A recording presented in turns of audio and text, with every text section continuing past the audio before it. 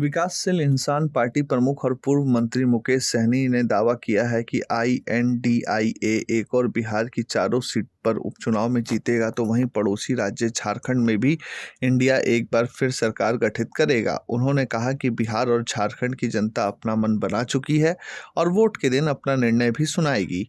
सहनी शुक्रवार को पटना में प्रेस कॉन्फ्रेंस करते हुए ये बात कह रहे थे। उन्होंने भाजपा अध्यक्ष JP नड्डा की बिहार यात्रा और विशेष राज्य के दर्जे की मांग करने को लेकर कहा कि ये पुरानी मांग है, ये आम लोगों की ही नहीं बल्कि यह मांग मुख्यमंत्री नीतीश कुमार की थी।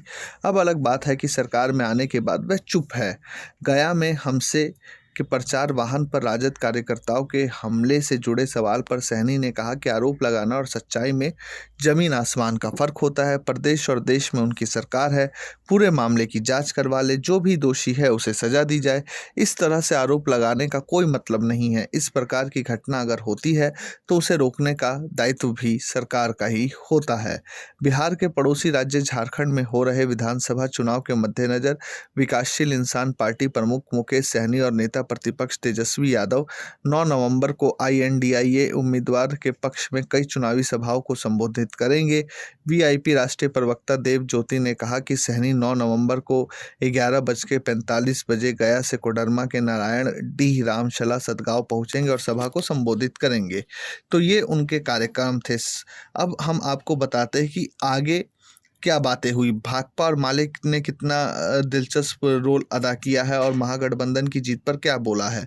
भाकपा माले के महासचिव दीपांकर भट्टाचार्य ने दावा किया कि राज्य में हो रहे उपचुनाव में सभी 4 सीटों पर महागठबंधन की जीत होगी।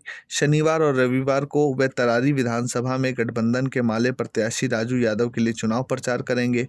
11 नवंबर को नेता प्रतिपक्ष तेजस्वी यादव और VIP प्रमुख मुकेश सहनी के साथ वे तरारी सहित अन्य विधानसभा सीटों पर संयुक्त रूप से चुनाव प्रचार में शामिल होंगे।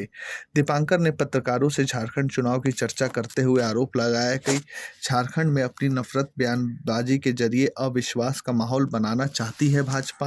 बांग्लादेश से हो रहे तथाकथित घुसपैठ को मुद्दा बनाकर वह बांग्ला भाषियों और मुसलमानों के खिलाफ नफरत फैला रही है, लेकिन हमें झारखंड की जनता पर उम्मीद है कि वह झांसे में नहीं आएंगे। उन्होंने कहा कि झारखंड में की 81 में से 78 सीटों पर हमारी बीच पूर्ण तालमेल है। इस तहत माले 3 सीटों पर चुनाव लड़ रही है, लेकिन राजधनवर में ये एकता नहीं हो सकी, जबकि 2014 में इस सीट पर माले ने जीत हासिल की थी। 2019 में कुछ मतों के अंतर से तीसरे स्थान पर रही थी। राजधनवार की सीट पर JMM द्वारा उम्मीदवार को खड़ा करना दुर्भाग्यपूर्ण है। Bureau report प्रजाहित।